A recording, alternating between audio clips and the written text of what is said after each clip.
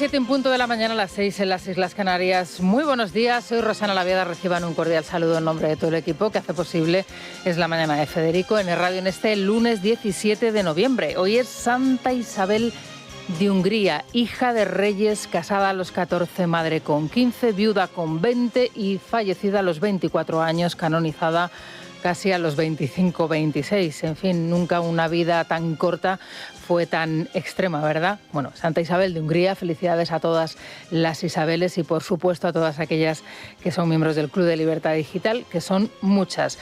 Hoy tenemos que saludar también a otra Claudia, en este caso la borrasca que continúa entrando y la verdad es que aplicándose con fuerza y con crudeza en la península ibérica. Tenemos hoy alerta amarilla por lluvias en el área del Estrecho, en el litoral asturiano y también en las islas de Mallorca y de Menorca. El fin de semana ha sido complicado en varios puntos del país. Ya saben ustedes, muchísima precaución, no acercarse a la crecida de los ríos, aquellos sitios que sean susceptibles de inundaciones, en aquellas zonas que estén con las alertas extremas y al mismo tiempo estar muy pendientes de todas las notificaciones desde los servicios públicos de información. En el resto de España he de decirles que los cielos van a estar con nubosidad variable, las temperaturas van a seguir aumentando, aunque eso sí será hasta dentro de unas horas cuando entre ya un frente frío que va a dejar temperaturas gélidas en buena parte del país. A esta hora en Madrid tenemos 7 grados, hoy vamos camino de los 13, una jornada fresquita en la capital de España. La máxima nacional se va a registrar en Las Palmas de Gran Canaria, allí ya se han instalado en los 25 grados típicos del invierno canario, y la mínima en Ávila y en Teruel con 3 grados. Bien, la actualidad del día nos lleva a varios frentes. El primero de ellos les estamos informando desde las 6 en punto de la mañana. Ya saben, esas elecciones en Chile, por supuesto, muy al tanto de nuestros ciudadanos y las personas que nos están siguiendo desde Chile y aquellos que residen en nuestro país. Segunda vuelta, con casi con dejar ya pendientes de lo que va a suceder en los próximos comicios. Entre ellos se va a solventar, se va a solucionar estos comicios y estas elecciones en donde la inseguridad ciudadana se ha convertido en el punto número 1 de esa campaña electoral. Chile, que es un país próspero, la quinta economía de la región, se ha convertido en un lugar inseguro, en un lugar donde es difícil convivir con la delincuencia y en donde cada vez hay más riesgos si uno va caminando por la calle. Eso nos lo relató Jacast hace unos años en la entrevista que le realizamos aquí en el programa y la verdad es que la situación, lejos de mejorar, lo que ha hecho es empeorar. Mucha preocupación con el futuro, lógicamente, de este país próspero, avanzado y ahora mismo en una situación pues complicada. Ese es uno de los puntos que vamos a tener que atender a lo largo del programa de hoy. Otro, por supuesto, las encuestas que seguimos teniendo sobre la mesa en este paso del Ecuador de la legislatura de Pedro Sánchez. Hoy nos desayunamos con la que publica el diario La Razón y en donde, nada nuevo bajo el sol. 147 y 149 escaños para el Partido Popular, seguido del Partido Socialista, que bajaría hasta los 107 escaños. Y atención a ese impulso que ya tendría Vox, que superaría su mejor registro en el Congreso de los Diputados con una cota máxima de 56 diputados. La mayoría absolutísima del centro-derecha en España pasaría por esa unión de Partido Popular y Vox, que siguen tratando de ponerse de acuerdo para ese gobierno en Valencia y a partir de ahí veremos a ver qué es lo que pasa en otros puntos, en otras regiones como por ejemplo Extremadura. Pero hoy nos tenemos que volver otra vez a situar en los juzgados. Hoy está previsto que la fontanera, esa mujer que se llama Leire Díez y que tiene ese aspecto insólito, extravagante, extraño, acuda a los juzgados por primera vez en el número 9 de la Audiencia Nacional que preside el juez Amarriego. Allí Leire va a tener que escuchar las 3 horas y media de las grabaciones que ha mantenido con el fiscal Estampa y en las cuales, entre otras cosas, se presenta como número 2 de Santos Cerdán, como una persona con hilo directo con la cúpula de Moncloa, es decir, con Pedro Sánchez, y como una persona conectada directamente con la Fiscalía General del Estado, es decir, con Álvaro García Ortiz, y con una persona con orden y mando para ofrecer recompensas y a cambio de favores. Por ejemplo, información comprometida sobre fiscales o información comprometida sobre agentes con responsabilidad en la UCO. El fiscal anticorrupción Luzón sería uno de sus objetivos, y el teniente coronel Balas sería otro, como hemos podido observar y escuchar en algunas de las conversaciones a las que hemos tenido acceso hasta la fecha. Junto a ella, hoy en los juzgados, el empresario Pere Dolcet, otra figura extraña, extravagante, difusa, figura clave en las investigaciones, una persona investigada desde hace tiempo por la policía, persona que acompaña a Leire en las grabaciones y que sitúa el punto del inicio de las investigaciones en el procesamiento de Begoña Gómez. En Libertad Digital les hemos publicado nuevos audios en donde la fontanera se refiere, por ejemplo, al fiscal general del Estado, la información que tiene y la relación que mantiene con Dolores Delgado. Álvaro está viendo ahora. Álvaro no tenía toda esta información, porque esta información no sale en los sumarios. Esta información, si no la consigues como la consigues, tú no la conoces. Pero Álvaro, y ya ha machacado. ¿Y a Lola le has preguntado como a Lola qué pasó conmigo? A Lola le he indicado yo lo que había pasado contigo. A Lola ya directamente se lo he dicho. A ver, Álvaro lo que tiene ahí es síndrome de Estocolmo con Lola. Bueno, Lola es Dolores Delgado, ya saben ustedes, la mentora de Álvaro García Ortiz. Dice más cosas sobre Lola y sobre su relación, en este caso, con Baltasar Garzón. Baltasar, a través de otras personas interpuestas, quiso reunirse conmigo. Es que no hay nada que reunirse, es que ya lo he decidido. O sea, me reúno con quien tengo dudas o con quien tengo la certeza buena, pero para la mala, a ver, que el amor es muy bonito, ¿vale? El amor es muy bonito y yo me alegro muchísimo de que haya encontrado el amor en Baltasar, pero coña, lo que he visto yo con Baltasar lo hemos visto todos. Bueno, pues esto es lo que dice la fontanera sobre Baltasar Garzón y la relación que mantiene ella con Lola, Dolores Delgado, y el propio Baltasar Garzón y la relación que mantienen ambos. Luego, por supuesto, vamos a tener ocasión de abordar esta cuestión y estaremos lógicamente muy pendientes de esa comparecencia, de esa intervención, de ese interrogatorio que les van a desarrollar tanto a Pere Dolcet como a la propia Leire en los juzgados.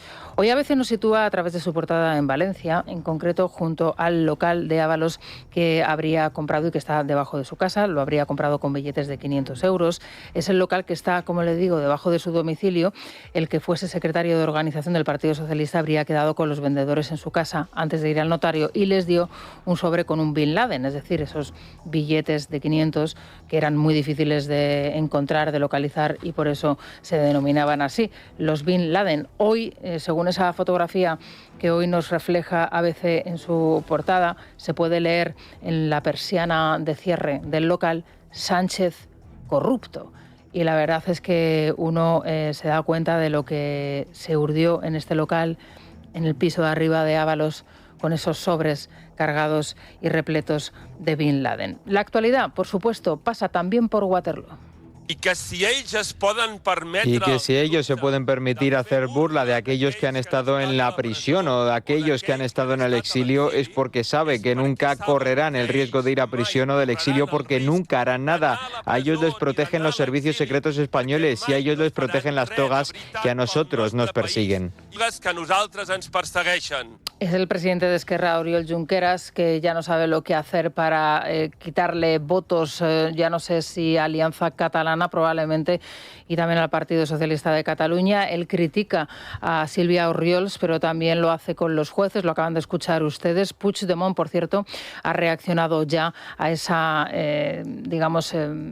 lectura que se producía la semana pasada sobre la situación y ese informe del abogado de la Unión Europea sobre la situación de Puigdemont, sobre la ley de amnistía. Bueno, para exigir en concreto, lo ha hecho Puigdemont, su regreso inmediato a España. Pide al Tribunal Constitucional suspender las órdenes de búsqueda, de detención y el ingreso en prisión.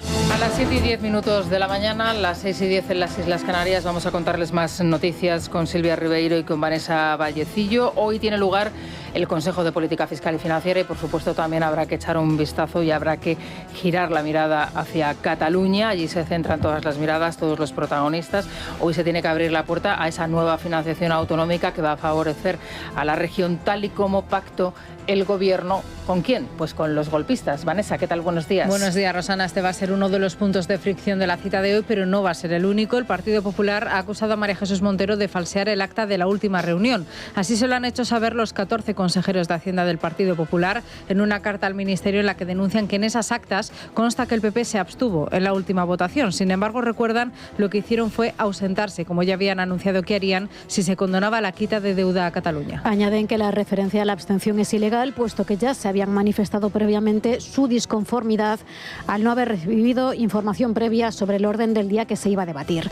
Exigen que se modifique el acta. En la convocatoria de hoy, que llega con 4 meses de retraso, el Gobierno presentará a las autonomías la senda de estabilidad de 2026 a 2028, previo a la presentación de los presupuestos. Y, lógicamente, como se pueden imaginar todos ustedes, en este lugar María Jesús Montero tiene un papelón bastante grave y bastante fuerte, diría yo, ya que al mismo tiempo es la candidata a la Junta de Andalucía y, lógicamente, ese trato de favor hacia Cataluña, no sé yo cómo va a ser interpretado en Andalucía. El caso es que, lógicamente, el Partido Popular y Vox sería estúpido si no aprovechase esta circunstancia. La realidad es que, al mismo tiempo, se va a coincidir la situación que ahora mismo afecta a Puigdemont, muy pendiente de lo que se decida finalmente en Bruselas sobre su situación. Esto, lógicamente, podría tener una continuidad del camino que dirigiese al golpista a España en los próximos meses. Veremos a ver cuándo se produce la resolución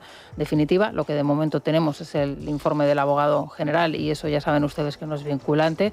Habrá que esperar a las próximas semanas, a los próximos meses. Previsiblemente hasta el próximo mes de enero no se tenga noticia, pero también se introduce un nuevo actor en todo este sainete y es Pujol. Ya saben que tiene que ir a juicio. El patriarca de los Pujol ha ingresado con una dolencia, también con determinados rasgos, digamos, que determinarían su Alzheimer o pérdida de memoria, y veremos a ver qué es lo que sucede en esta última semana, porque la semana que viene tendría que declarar. Finalmente, a lo mejor no lo hace, pero su familia sí, sus hijos sí.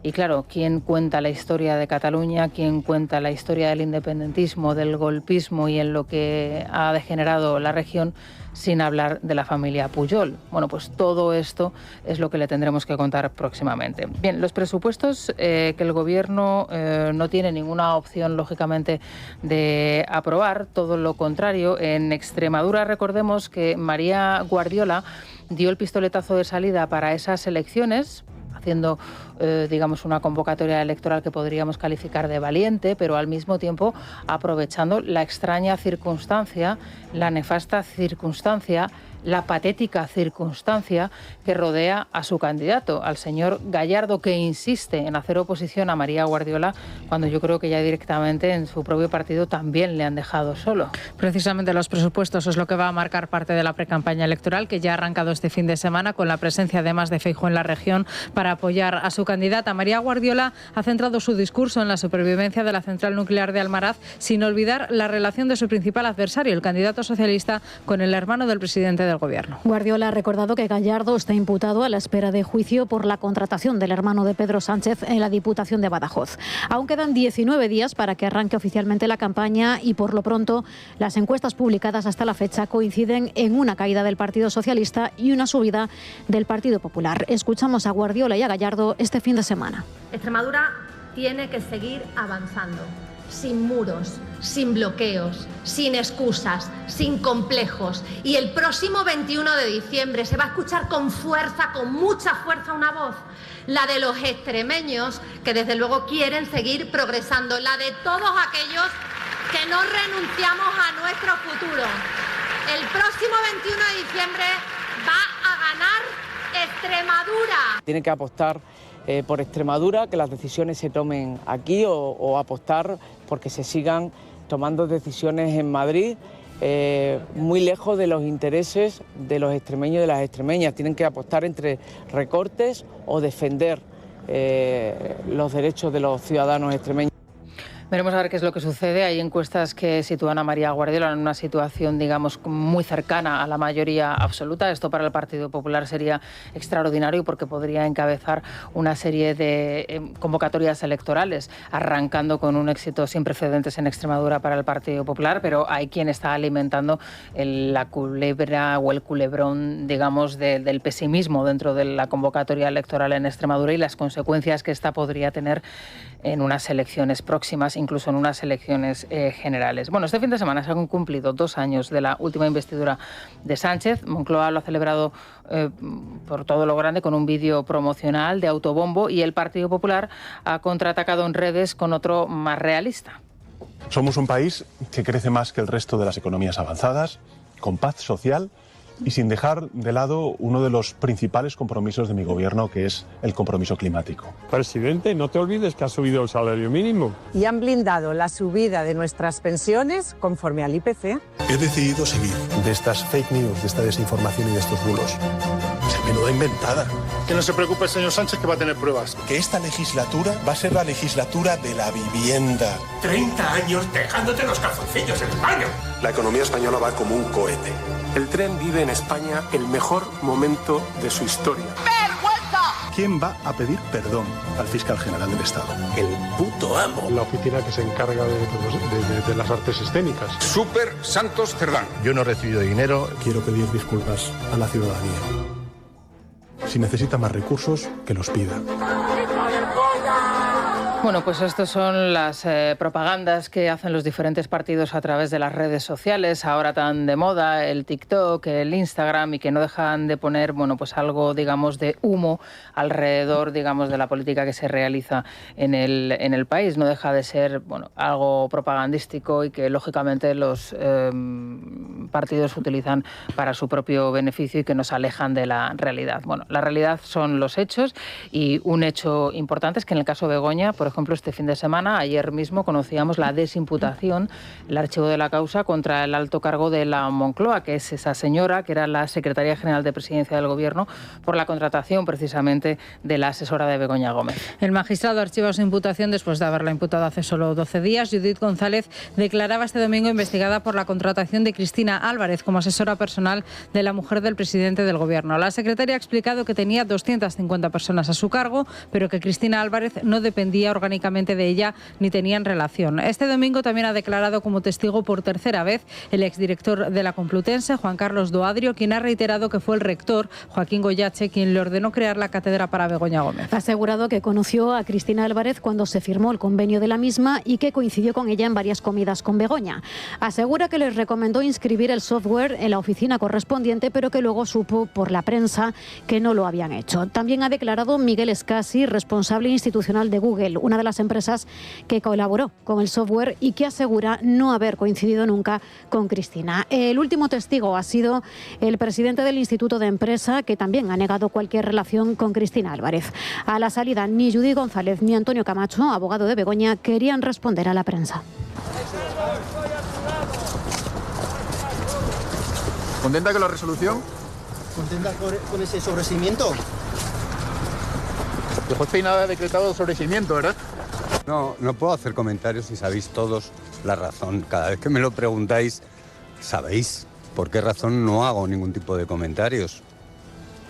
Entonces no volváis a preguntarme. No me ha oído, porque acabo de decir que no iba a hacer ningún comentario. Bueno, pues así están los términos. Bueno, escuchan ustedes el tono de las declaraciones, ¿no? La verdad es que son un poco tétricas. En fin, la realidad es que este fin de semana también nos ha dejado los diferentes registros ordenados por la UCO en las diferentes sedes de Acciona, y esto nos sitúa en un plano, digamos, también muy complicado para la compañía de Entre Canales, y una posible imputación dentro de breves días o momentos, una vez que se confirmen los indicios después de los registros que allí se han desarrollado y que, bueno, sitúan a la compañía como una, digamos, punta de lanza del cobro de comisiones ilegales a cambio de obra pública, confirmándose, bueno, todo lo que se venía diciendo de los amaños que gestionaba directamente Santos Cerdán. En Chile, ya se lo hemos comentado desde las 6 de la mañana, ya se conocen los dos candidatos que van a ir a la segunda vuelta electoral. Serán Janet Jara y a José Antonio Cast. Ya con casi el 100% de los votos escrutados, la candidata oficialista Janet Jara se ha impuesto con el 27% frente al derechista José Antonio Cast, que ha conseguido el 24% de los votos. Un margen muy estrecho que otorga importancia a aquellos partidos que no han superado esta primera ronda. Dos Muchos de ellos ya han manifestado que van a apoyar a Kast y pueden decantar esa balanza en la votación del próximo 14 de diciembre. La inmigración, la lucha contra el crimen organizado y la situación de los servicios públicos están monopolizando los debates de la campaña electoral y lo van a seguir haciendo durante las próximas semanas en un país, Chile, que es la quinta economía de América Latina y que aún no se ha recuperado del referéndum que puso en marcha el aún presidente Gabriel Boric para reformar la Constitución. Escuchamos a Janet Jara y a José Antonio Casta.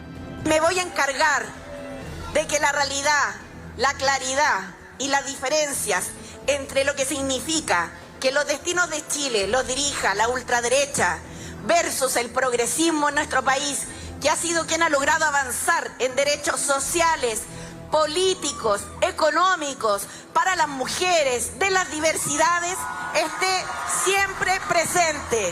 La única victoria que nos hará celebrar es cuando derrotemos al crimen organizado y al narcotráfico. La victoria real será cuando cerremos nuestras fronteras a la inmigración irregular. La victoria real sea cuando los chilenos tengan trabajo digno y Chile vuelva a crecer, a diferencia de lo que ha ocurrido hasta ahora. 7:21 de la mañana, 6:21 en las Islas Canarias. Despegamos con Iberia. ¿Viajas por trabajo? Con el programa On Business de Iberia, tu empresa gana porque tú vuelas. Te devolvemos el 5% de tu consumo para tu próximo viaje.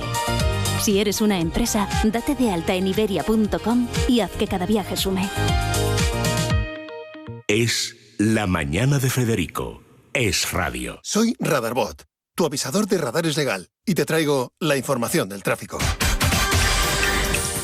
Qué gran momento del día cuando podemos pronunciar esta palabra mágica, nuestra palabra favorita. Desde luego, sí. La tuya y la mía, sí. Eso es, ya sabéis que es una aplicación 100% española que nos avisa de todos los radares fijos de tramo con la velocidad media, puntos negros, de todo. Entre impuestos, gasolina, seguros y peajes, conducir ya es bastante caro como para que encima te frían a multas por un despiste. Por eso yo uso Radarbot, sabiendo que mis viajes son más tranquilos porque no me los va a amargar una multa. Si tú tampoco quieres volver con una multa de recuerdo, descárgate gratis en Radarbot desde la tienda de aplicaciones. Bueno, ¿y cómo se circula a esta hora de la mañana ya por las calles y las carreteras españolas? Pues hasta ahora ya tenemos retenciones en el sur de la M30 y en el nudo de Manoteras en el centro de la capital. Tráfico lento en la calle Princesa, sentido Plaza de España, en Atocha, en el Paseo de Recoletos. También complicaciones en Avenida de América, en Príncipe de Vergara, su paso por el Auditorio Nacional, y en la entrada por la zona norte entre Plaza de Castilla y Castellana. ¿Cómo se circula por el resto de carreteras españolas? DGT, Marta Míguez, muy buenos días. Buenos días. En este momento estamos pendientes de varios accidentes que dificultan la circulación. En Barcelona, en la AP7, en Sant Cugat del Vallès, sentido Tarragona, también en Valencia, en la A7 en Paterna, sentido A3, y un último también complica la A7 en Almería, en Huércal de Almería, en sentido Motril. Al margen de ello, ya dificultades en la circulación en Madrid, en las entradas por la A2 en Torrejón, la A4 en Pinto y Butarque, la A42 en Parla y Getafe, también la A6 en Majadahonda. Se complican en Barcelona también los accesos por la C58 en Moncada y Sabadell, y también la entrada a Valencia por la CV35 en Bétera. Y en Andalucía, complicaciones también en los accesos a Málaga por la A7 en Torre de Benagalbón, y en Sevilla de entrada también por la A49 en Tomares. Radarbot te ayuda a disfrutar de una conducción tranquila, segura y sin multas.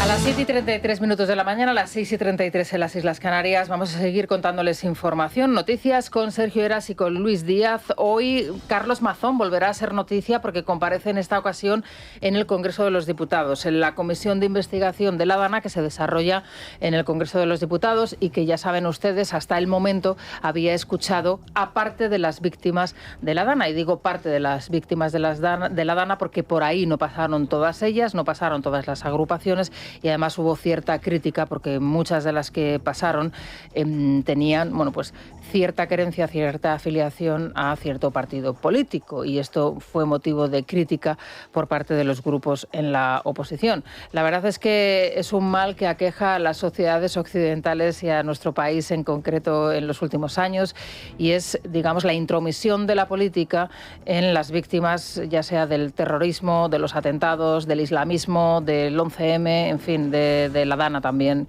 y de las diferentes tragedias a las que nos hemos visto y hemos sufrido en este país en los últimos años. Hay gente que se lleva las manos a la cabeza al hablar de la politización de las víctimas, pero es que es una realidad que nos aqueja, es una realidad y no podemos ocultarla. Se politizaron las víctimas del terrorismo, se politizaron las víctimas del 11M y, por supuesto, también lo han hecho con las víctimas de la Dana. Bueno, hoy comienzan a comparecer los políticos y el primero de ellos será Carlos Mazón, que eso sí, tendrá que someterse a un interrogatorio y no digamos a un espacio donde pueda leer su testimonio o dar fe de su testimonio como hizo hace unos días en las Cortes Valencianas. Sergio. Carlos Mazón comparece en la Comisión de Investigación de la Dana hoy a las 10:30 de la mañana. Lo hace una sola semana después de intervenir ante las Cortes Valencianas. Cada portavoz de los grupos parlamentarios dispondrá de 20 minutos para interrogarlo con el presidente, el interrogatorio con el presidente en funciones. Será la primera comparecencia política en la Cámara Baja después de que hayan pasado las víctimas. La Junta de Andalucía trabaja en nuevos sistemas para avanzar en un diagnóstico precoz con un plan de choque en los cribados del cáncer. El gobierno andaluz ya ha pedido a la Asociación de Mujeres con Cáncer de Mama los datos que confirmen las cifras de cribados fallidos con las que están trabajando. La asociación, por su parte, asegura que ya están preparando varias denuncias. Escuchamos al consejero andaluz, Antonio Sanz. Estamos desarrollando y planteando un proyecto de inteligencia artificial aplicada al triaje de la asistencia, utilizando los recursos de las nuevas tecnologías para mejorar nuestra planificación y respuesta ante la cobertura asistencial según la tipología del riesgo o de las personas a las que tenemos que asistir. Bueno, sí, la crisis de los cribados en Andalucía, de los cribados por cáncer de mama, está sirviendo para actualizar protocolos y para mejorarlos, bienvenido sea. Bienvenido sea y ojalá que todas las comunidades autónomas tomen ejemplo de ello. La utilización y la aplicación de la inteligencia artificial en la medicina, sobre todo en la investigación en la medicina y en concreto en esto, en los triajes en la medicina y en los cribados, está dando unos éxitos extraordinarios.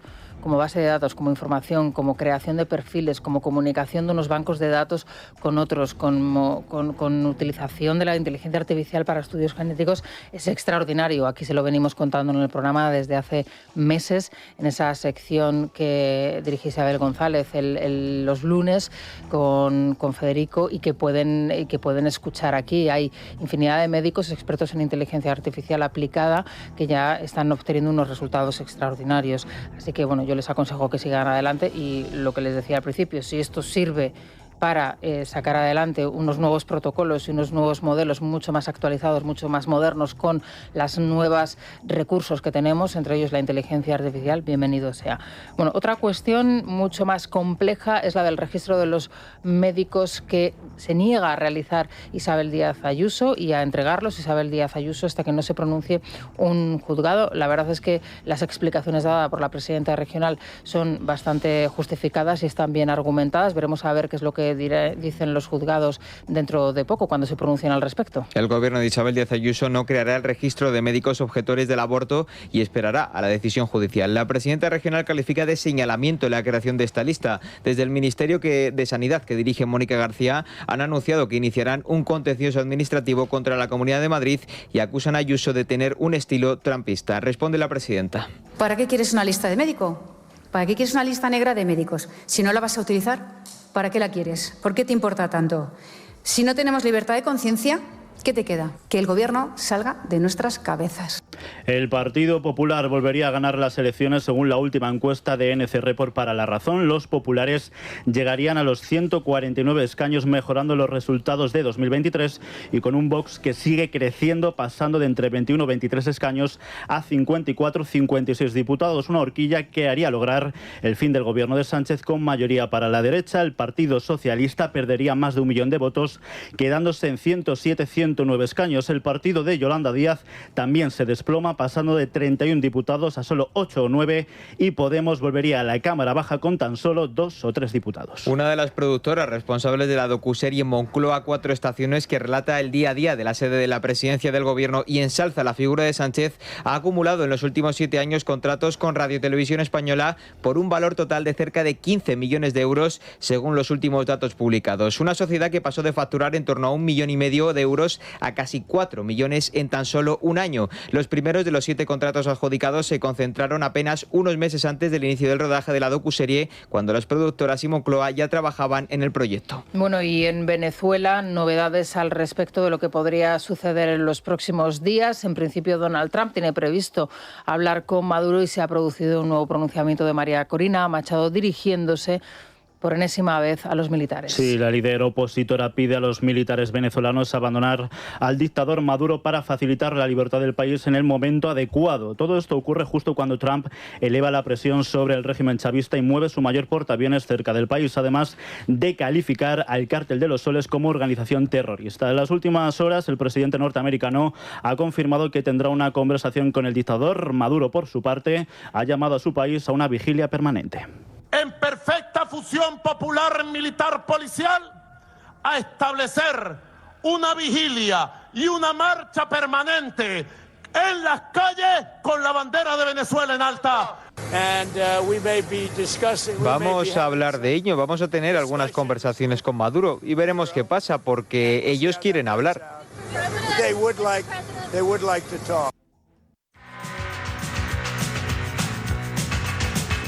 Bueno, ¿qué nos parece hoy de la Mutua? No sé si esto os pasa a vosotros, pero a mucha gente le pasa. Vuestra compañía de seguros te ha vuelto a subir, o se ha vuelto a pasar, mejor dicho, subiéndote el precio. Y como no es la primera ni la segunda vez que esto pasa, pues es normal que te tengan contentito. El Así mal que nos aqueja a muchos. Eso es, no será hora de cambiarte a la Mutua, porque si te vas a la Mutua te bajan el precio de cualquiera de tus seguros, sea cual sea. Tan solo tienes que llamar al 91 555 55 55, 91 555 55 55.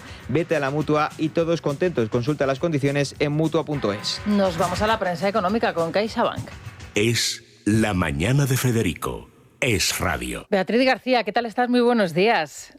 Muy buenos días, Rosana. Bueno, vamos a comenzar con la prensa económica, con Libre Mercado. Hasta 9 años sin pagar el alquiler, el desastre de la vivienda social en Asturias. Cuéntanos.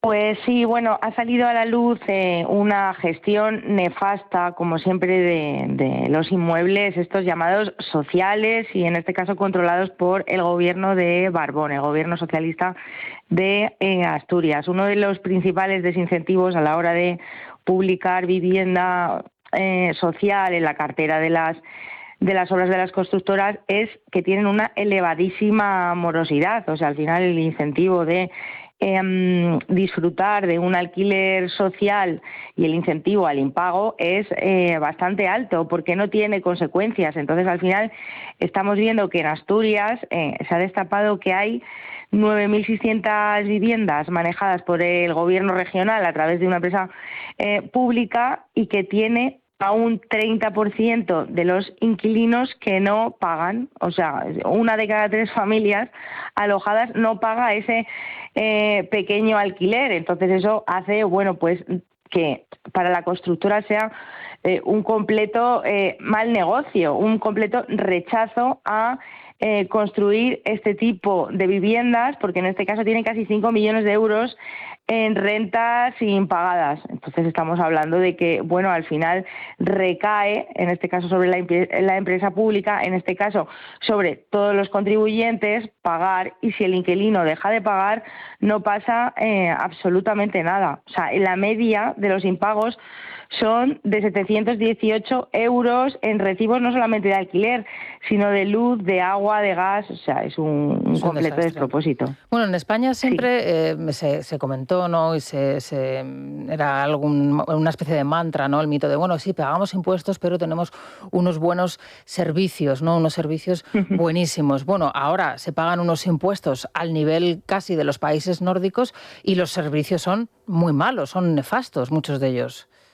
Sí, es que lo estamos viendo en todas las áreas de nuestro día a día, desde la Renfe hasta cualquiera que bueno, pues necesite acudir a los servicios sanitarios, los servicios educativos. O sea, estamos récord total de recaudación mes a mes, pero bueno, estamos más de 500.000 millones de euros en ingresos públicos. Y lo que percibe la gente y lo que tenemos los datos es que esos servicios públicos no están a la altura de todos los impuestos que pagamos, además que están sostenidos por esa clase media que es los que tienen la losa de el IRPF, sobre todo, que es el impuesto por el que más recauda Hacienda, lamentablemente porque no tenemos tantas rentas altas como deberíamos, porque también se gobierna para que las rentas altas huyan de nuestro país o ni siquiera generen los ingresos, porque sabes que si no, Hacienda llega y te expolia en toda la riqueza que generas. Y eso es que al final, entre cotizaciones sociales y entre IRPF, un trabajador de a pie es que ve como prácticamente la mitad de lo que gana acaba en manos del Estado, tienen los tipos marginales en máximos y bueno, pues entre las listas de espera de la sanidad. Es una ofensa para el contribuyente que se esté gastando tantísimo dinero en muchísimos recursos públicos y que los servicios públicos sean nefastos. Entonces, pues es que el nivel de impuestos nos lo cuenta José María Rotellar, es que es inasumible. O sea, el IRPF se ha subido por la puerta de atrás, no pasa por el Congreso con la progresividad en frío, que es no deflactar la tarifa de la inflación, y las cotizaciones sociales es que están ahogando a los empresarios, no pueden más.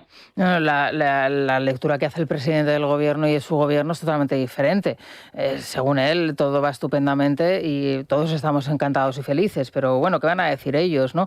Oye, la que está mal, es insaciable, es Yolanda Díaz, ¿no? Ahora ha puesto la obligatoriedad a las empresas para medir los riesgos en salud mental.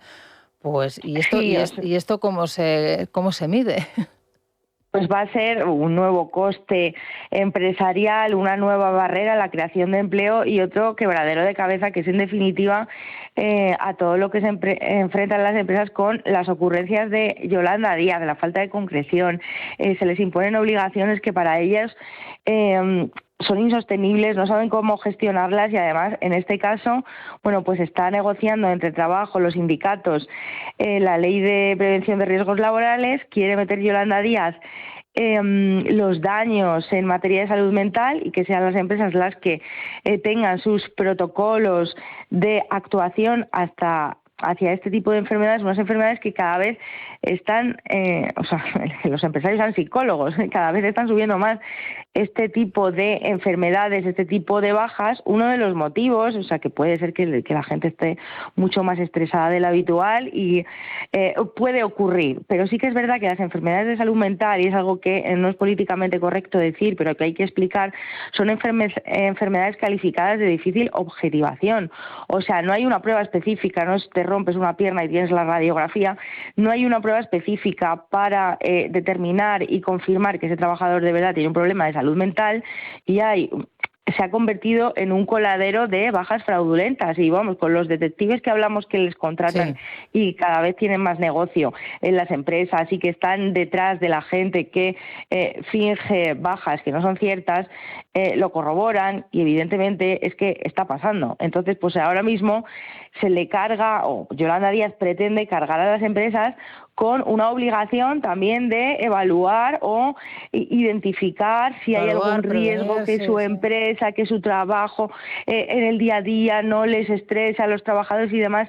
Y es un poco alarmante, porque si ya hablamos antes de el nivel de impuestos a los que se enfrentan los empresarios, luego este tipo de barreras, la semana pasada con las empleadas de hogar, es que al final el gobierno no te facilita la generación de negocio, de la inversión, de riqueza, crecer, sino que nada más te pone trabas, obligaciones y en muchos casos obligaciones que son completamente absurdas. Está, y con eso está Yolanda Díaz ahora. Está claro. En fin, Beatriz, lo vamos a dejar aquí si te parece. Te seguimos leyendo y escuchando en Libre Mercado y en Es Radio. Muchas gracias. Muchas gracias. Son las 7:51 de la mañana, las 6:51 las Islas Canarias se van a quedar con las noticias más cercanas, las de su comunidad, y de regreso ya les adelanto que vamos a hablar con Luis Herrero y con Tomás Cuesta en nuestra tertulia. También tendremos ocasión de repasar con Miguel Ángel Pérez qué es lo que va a pasar hoy en los juzgados. Vamos a hablar de la fontanera y, por supuesto, nos iremos a la República de los Tontos con Santiago González. Es la mañana. Es Radio.